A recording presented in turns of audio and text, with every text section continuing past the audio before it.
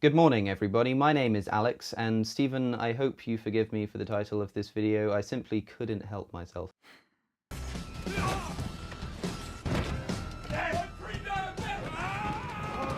Oh sir, you're forgiven, and likewise I hope you forgive me for the title of this video. But first, this month's winner of the Patreon giveaway is Accept Responsibility, Alex Smith and Joe Chapman. Yep, 3 of you, and you've all won a copy of Michael Sandel's Justice. This is a fantastic book, and I recommend it to anyone interested in morality. Honestly, it's one of my all-time favourites. Anyhow, this is Cosmic Skeptic, Debunked.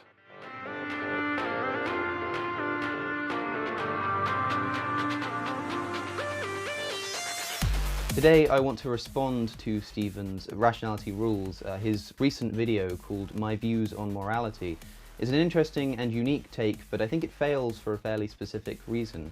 Stephen and I have privately discussed morality at length and have some long-standing disagreements, and I thought it would be fruitful to make some of these discrepancies public. I too think it's worth making our disagreement public, as I think it represents one of the biggest disagreements in current intellectual discourse. Is morality more than just opinion? Can we really say, for example, that it's wrong to torture children for fun? Stephen advocates for the idea that morality is objective, that there are facts that can be known about ethics, and that ethical statements are propositions that contain truth value. He thinks that there are moral facts. I've always maintained a non-cognitivist approach, believing that morality is entirely subjective and has no basis in analytical or empirical facts. Stephen's video attempts to show how moral facts can be derived, and because I only want to address specific points and there is a considerable level of agreement between us, I won't be responding to the entire video. So, as of this time, Alex's criticism of my views on morality has many more views than my original video, which of course isn't his fault, he's just awesome. But what this means is that a significant amount of you watching now will only know of my views what Alex showed, and while Alex acknowledged that my views are unique, It's an interesting and unique take. he decided to skip the first half of my video in which I unpacked the semantics of moral philosophy and emphasised that I'm convinced that most non-religious people are still using religious concepts, and that this is the primary reason for their misconception over words such as objective and ought. Because I only want to address specific points and there is a considerable level of agreement between us, I won't be responding to the entire video. And so, what I'm going to do is show the segment in which I explained moral semantics, as in addition to clarifying my position, I believe it contains the rebuttal to Alex's central criticism, which of course comes later. But just to be clear, and perhaps typically British, please know that I don't mean this as a dig at Alex, and I'm sorry if it comes off that way. Alex and I are very much acquainted with each other's views, and so him bypassing our agreements to get straight to our disagreement is absolutely understandable. But I do think it's critically important that everyone joining the discussion knows my position on moral semantics, and that's why I dedicated the first half of my video to it. Anyhow, here's me. Well, more of me. First off, so far as I'm concerned, words such as good, bad, right, wrong, should, shouldn't, ought, oughtn't, virtuous, evil, and indeed ethical, unethical, moral, and immoral are, I would argue, utterly meaningless without a reference. They're descriptive, and without a reference, which is granted either consciously or unconsciously, they're vacuous. To demonstrate this, consider the following. Is it good or moral to punch someone in the face? In general, no, it's not. But notice that by saying in general, I just assumed a reference, that being our social contract. If I assume the reference of a boxing fight, then punching someone in the face is good. In fact, it's the right thing to do. And so my point being here is that from a foundational perspective, words such as moral and immoral are meaningless. To say that something is moral is to say that something is good, and we can't say that something is good unless we have a reference. Moving on, what's the definition of objective? Because this word, in my opinion, is the sticking point for most people when it comes to morality, and I think it's because while we've largely outgrown religion, we're yet to outgrow religious language. There are two prominent conceptions of objectivity, one that's scientific and one that's philosophical. Scientists, and many philosophers, tend to view the relationship between objectivity and subjectivity as that of fact and opinion, and thus define an objective statement as a fact that isn't affected by an individual's feelings, biases, or interpretations, and therefore can typically be verified. While other philosophers, and the religious, tend to view the relationship between objectivity and subjectivity as that of independent of a subject and dependent on a subject, and thus define an objective statement as a statement that does not depend on a subject to exist. Now, both of these definitions suit their purpose, of course, but people often conflate and confuse them, and they do so especially when it comes to morality. To illustrate this, consider the following question: is it objectively the case that you are now thinking? If your answer is yes, then that's because you're using the scientific definition of objective. It's an objective fact about human thought, and it's something that we can measure, infer, and indeed verify. But if you were using the philosophical definition, your answer would necessarily be no, because this fact depends on you, a subject, to exist. The problem, of course, is that people erroneously assert that because morality is subjective in the philosophical sense, it's also subjective in the scientific sense, when this obviously isn't the case. Now, I'm going to really hammer home my position here, as it's likely that I didn't do a good enough job in my original video, and this topic is very difficult to understand, let alone explain. When I say that morality is objective, I do not mean it in accordance to the philosophical, religious definition. I do not believe that there's some type of external law that we must abide by. I don't believe in any form of natural rights or natural law. I'm not convinced that we have any real obligations. We don't have to do anything. When I say that morality is objective, I mean it strictly in accordance to the scientific, factual definition. It's a verifiable fact, just like any other statement of fact we make in science, and likewise is got as much to do with opinion as any other fact. You see, I'm convinced that absent religious baggage, good, bad, moral, and immoral are merely words used to describe whether an action gets us closer to our goals or further away. If I assume the reference of a boxing fight, then punching someone in the face is good. And if you are like me, in that you're also convinced that concepts such as good, should, and virtuous only exist in light of a goal, then the question is this: are we born with goals? If we're not, and all of our goals, from breathing to self-actualization, are merely products of environment and culture, then Alex and the non-cognitivists are correct. We are born with a blank slate, and as such, our notions of right and wrong are just opinion, and we have no justification whatsoever to elevate our opinion of, say, educating women over the Taliban's opinion of subordinating them. We like chocolate, and they like vanilla. But if we are born with goals, then me and the cognitivists are correct. While many of our notions of right and wrong have no doubt been contorted by our environment and beliefs, we have, at baseline, intrinsic values and goals, and there are right and wrong ways to achieve these goals, or moral and immoral ways, if we strip these words of their religious baggage, which I recommend. Now, within my original video, I explained precisely why I believe we are born with such goals, and I referred to them as axiomatic oughts. Axiomatic oughts are feelings of obligation that exist self-evidently, and they do so without proof or argument. They just are. They're facts of nature. An example is my current conviction that I ought to survive. I didn't reason myself into this ought, I just have it. It's an axiomatic fact of nature, not an assumption. But rather than elucidating upon axiomatic oughts now, I'm going to do so in a minute as a direct response to Alex's criticism. Talking of which, Alex conveyed in numerous ways why he thinks my moral framework and reasoning is flawed, and I'll show a compilation now. So here's where I see the confusion. Stephen is saying that it's an axiomatic ought that he ought to survive because he simply has that ought innately within him. But here's the thing, you don't have the ought to survive. You have a conviction that you ought to survive. But I think Stephen is confusing the ought to survive with the belief that we ought to survive. But here's the thing.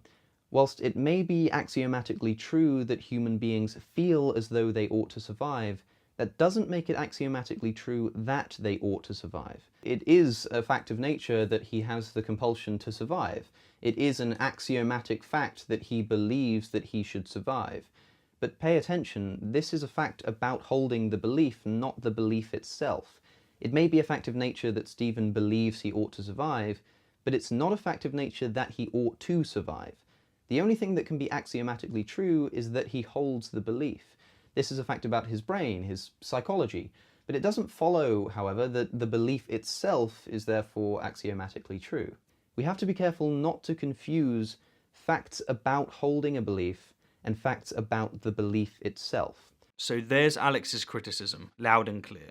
He believes that I'm confusing facts about holding a belief about a thing with facts about the thing itself, that I'm confusing my ought to survive with the belief that I ought to survive. Stephen is confusing the ought to survive with the belief that we ought to survive. Now, to be honest, this concerns me quite a bit, because if Alex, who is someone I've discussed morality with at great length, and who is a very smart young man, is convinced that I'm confusing belief about a thing with the thing itself, then either I've been abysmal in my communication, or Alex has somehow misinterpreted me. For what it's worth, I personally think that it's the former, that it's my fault, but in any case, let me make this clear. An axiomatic or is a fact about a sentient entity, not a fact about a belief about a sentient entity. To clarify this, I'm going to reply directly to 3 of the most prominent ways Alex expressed his concern, and so here's the first. And this is the heart of my problem with the idea of axiomatic oughts as Stephen, if I correctly understand him, is presenting. We have to be careful not to confuse facts about holding a belief and facts about the belief itself. For instance, it's a fact that John believes Oxford University to be superior to Cambridge University. Is Oxford actually better than Cambridge? It doesn't matter. Even if John's wrong and Oxford isn't better than Cambridge, it's still a fact that he believes that Oxford is better than Cambridge. That's a fact about John holding the belief, not a fact about John's belief itself. Alex's example here is a clever one, in that it eloquently illustrates the subtle but crucial difference between asserting a fact about a thing and asserting a fact about a belief about a thing. But as previously said, axiomatic oughts are not assertions about the beliefs of sentient entities, they're assertions about sentient entities. To put this into perspective, let's say that John believes that he's heterosexual. Now, of course, him believing that he's heterosexual doesn't make him heterosexual. He could be wrong. But make no mistake about it, he either is heterosexual or he isn't. He could be homosexual, bisexual, asexual, etc. And whatever he is, it's a scientific, objective, verifiable fact, which is to say that it's not just mere belief or opinion. And the same is true of axiomatic oughts. When I assert that it's wrong for John to murder, it's the equivalent of me asserting that it's wrong for John to practice homosexuality.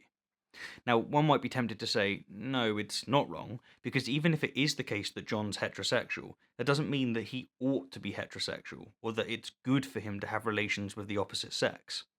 But in reply, I would say that I disagree, because if words such as good, should, right, and ought simply describe progress towards a goal, and John's goal, courtesy of his physiology, is to experience heterosexual relations, then it is wrong for him to practice homosexuality. He ought to download Tinder. He has a goal, and there are right and wrong ways to achieve his goal. There are peaks and valleys, good and bad pathways, moral and immoral choices. And, of course, it's worth remembering that there's competing axiomatic oughts that may override his relationship goals altogether. Now, I could make a few more caveats, and believe me, it's killing me not to, but I'm just going to have to trust that you appreciate that since this is primarily a response to Alex, I'll have to unpack this later at another time. On that note, Alex continued by saying, So let's take a less subjective example. Let's say that John also believes the Earth is flat. It's true that John believes the Earth is flat.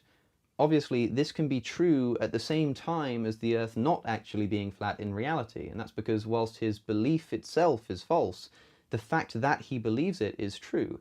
It's true that he holds the belief even if the belief itself is false. This is the key point, and that's why I'm pressing it. Again, Alex is absolutely correct here, and I could again respond by saying that I'm not making an assertion about a belief about a thing, I'm making an assertion about a thing.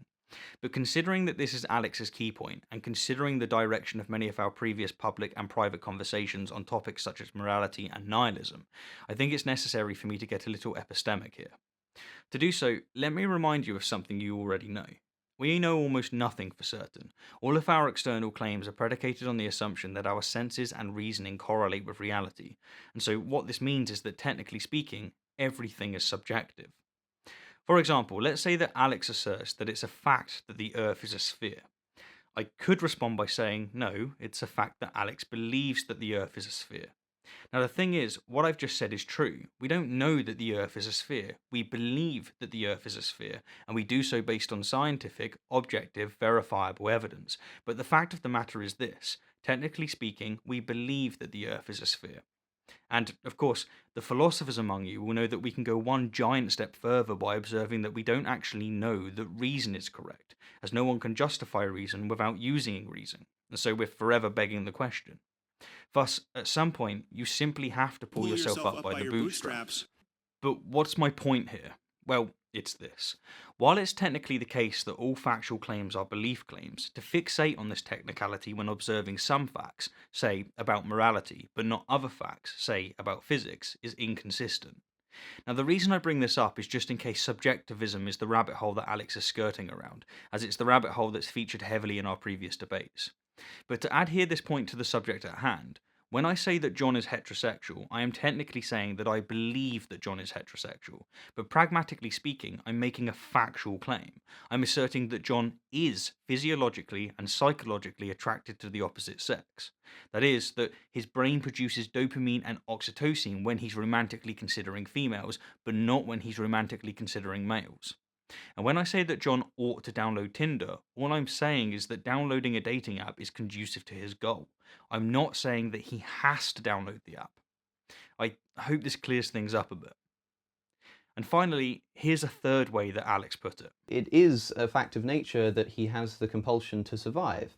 It is an axiomatic fact that he believes that he should survive. But pay attention, this is a fact about holding the belief, not the belief itself. It may be a fact of nature that Stephen believes he ought to survive, but it's not a fact of nature that he ought to survive. The only thing that can be axiomatically true is that he holds the belief. This is a fact about his brain, his psychology, but it doesn't follow, however, that the belief itself is therefore axiomatically true. To respond to this, I'm going to once again take John's claim that he's heterosexual. To me, what Alex is doing here is saying the following. It is a fact of nature that John has the compulsion to have relations with the opposite sex. It is an axiomatic fact that he believes that he should have relations with the opposite sex. But pay attention, this is a fact about holding the belief, not the belief itself. It may be a fact of nature that John believes he ought to have relations with the opposite sex, but it's not a fact that John ought to have relations with the opposite sex. The only thing that can be axiomatically true here is that he holds the belief. Now, hopefully you can preempt my reply here. When Alex says, but it's not a fact of nature that he ought to survive, I find myself thinking, what do you mean by fact of nature? Because sure, there's no transcendent law dictating that he ought to survive, but if him having the axiomatic goal to survive is a fact of nature, which I would argue it is, and if the word ought, when stripped of its religious connotation, simply means is conducive to goal X, then it is a fact of nature that John ought to survive, albeit this a very weird way of putting it. To bring this back to where we started, is it wrong to torture children for fun? No, but it is wrong for me to torture children for fun. Is gravity 9.8 meters per second squared? No, but it is for the Earth. When we're dealing with morality, we are, in my opinion, dealing with objective facts that are relative to subjects. The fact that they are relative and that they may change does not make them subjective in the scientific sense. They are not just opinion. Anyhow, to sum up, I think Alex's response is superb. He did a fantastic job of articulating his observations, explanations, and insights, and he's made me once again reconsider my moral language, as I'm now not so sure that axiomatic ought is suffice. Perhaps it should be axiomatic goal or axiomatic telos, since an ought, to me at least, merely describes an act that benefits a goal and not the goal itself. But as for Alex's primary criticism, that being, Stephen is confusing the ought to survive with the belief that we ought to survive. I hope I've now made clear that I'm not. I'm making factual claims about sentient entities, not factual claims about the belief of sentient entities. I'm claiming that John has the goal to survive, in the same way that I'm claiming that John has the goal to have heterosexual relations, and I'm describing pathways as good and bad, depending on if they get John closer to his goal or further away. Before ending, I want to thank Alex for taking the time to engage me on this topic, and all of you listening for giving me your time too. I don't take it lightly. I also appreciate that many of you will have other concerns about my position, such as what about psychopaths who are born with the axiomatic goal to extort others, but I hope you understand that this video is intended as a response to Alex and not as a broad expansion of my views, even though to some extent that's what it's been.